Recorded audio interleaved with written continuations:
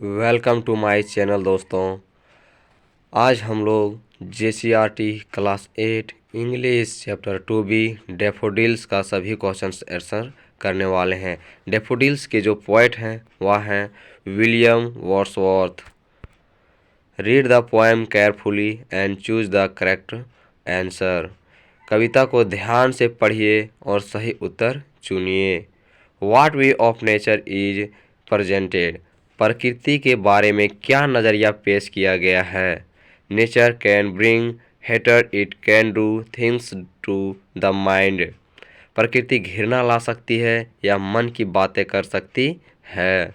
Nature is powerful, प्रकृति शक्तिशाली है। Nature is relied on to make people feel better. लोगों को बेहतर महसूस कराने के लिए प्रकृति पर भरोसा किया जा सकता है। नेचर इज अनसेटलिंग, प्रकृति बेचैन है।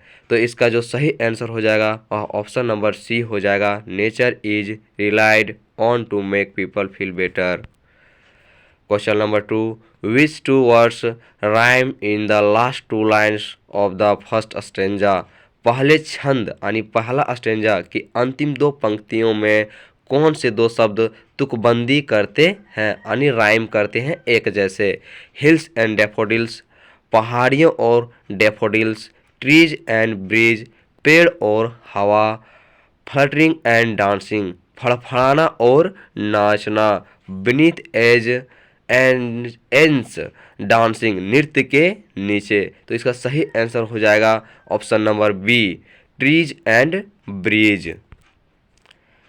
आंसर द फॉलोइंग क्वेश्चंस, निम्नलिखित प्रश्नों के उत्तर दीजिए। यानी आपका जो टेक्स्ट का क्वेश्चन है वो आ चुका है पोएट का। Who wandered like a lonely cloud and where. कौन एकाकी बादल की तरह भटका और कहाँ। Answer the poet wandered like a lonely cloud beside the valleys and the hills. कवि घाटियों और पहाड़ियों के पास एक अकेले बादल की तरह भटकता रहा।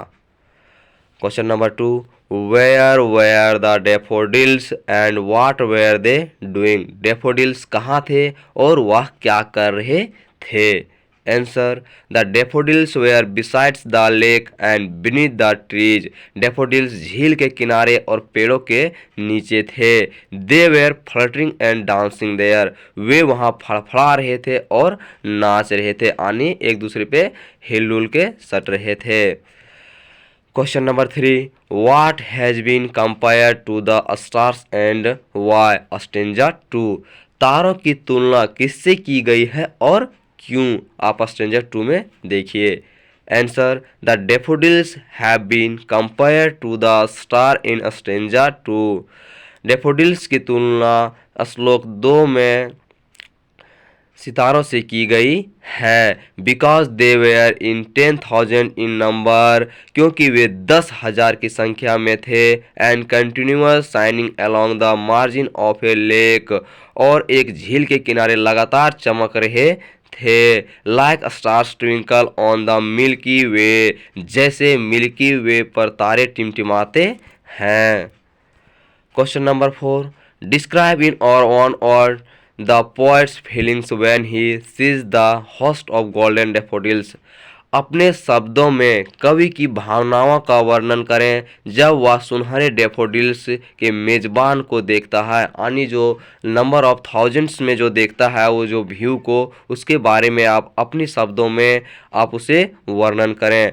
Answer When the poet gets the host of the golden daffodils, जब कवि सुनहरे रंग के डैफोडिल्स के झुंड को देखता है, ही फील्स विथ गे, वो तो वह समलैंगिक महसूस करता यानी एक जो उनका जो खुशी से उनका मन भर जाता है। This sight is like a priceless wealth in the life of the poet. यह दृष्टि कवि के लिए एक की अनमूल्य निधि के समान है यानी एक अब कवि का ये जो है वह हेल्थ इज वेल्थ जैसे एक कविता प्रोवर्ब है यानी कहावतें हैं, उसी प्रकार से जो कवि के लिए वो जो व्यू रहा वह उनके लिए जो है वह स्वर्ग से कोई कम नहीं रहा।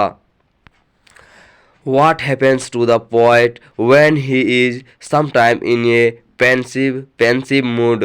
कवि के साथ क्या होता है जब वह किसी समय चिंता की मुद्रा में होता है? Answer, whenever the poet is in a pensive mood, जब भी कवि चिंता की मुद्रा में होता है, then the happy memory of the daffodils flashing upon his inward eyes of imagination, तब डैफोडिल्स की सुखद स्मृति उसकी कल्पना की आंतरिक आंख पर झिलझिमिला उठती है। And his heart fills with pleasures, और उसका मन आनंद से भर जाता है। Find out the meanings of these words in the dictionary and use the following word in sentences of our own. आप ये जो शब्द हैं उसका मीनिंग्स आप अपने डिक्शनरी आप सब अपने शब्दकोश में खोजिए, और ये जो निम्नलिखित जो सेंटेंस दिए गए हैं उनका आप अपने शब्दों में लिखिए। जैसे होस्ट लिखा हुआ है, जैसे मेजबान बोलते हैं, a host of musicians will perform at the festivals, festivals में कई संगीतकार परफॉर्म करेंगे। फ्लोट यानी तैरना, the petals are floating on the surface of the water, पंखुड़ियाँ पानी की सतह पर तैर रही हैं। बीनीथ नीचे, she sat down on the couch and folded her legs beneath her, वह सोफे पर बैठ गई और अपने पैरों को उसके नीचे मोड़ लिया।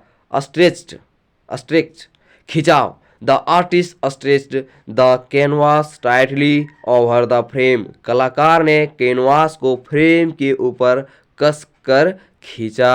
स्पार्कलिंग जगमगाता, the river is sparkling in the sunlight, नदी धूप में चमक रही है। मार्जिन इम्पटी स्पेस, मार्जिन यानी आप आपको कॉपी में भी इम्पटी स्पेस देखते हैं, लेफ्ट साइड में रहता है, उसे बोलते हैं इम्पटी स्पेस, खाली जगह। दोस्तों आपका क्वेश्चन आंसर यहीं पर समाप्त हो जाता है। अगर चैनल आपको अच्छा लग रहा है तो आप चैनल को सब्सक्राइब ज़रूर करें और इस चैनल के बारे में अपने दोस्तों को भी ज़रूर बोलें। धन्यवाद, थैंक यू, जोहार।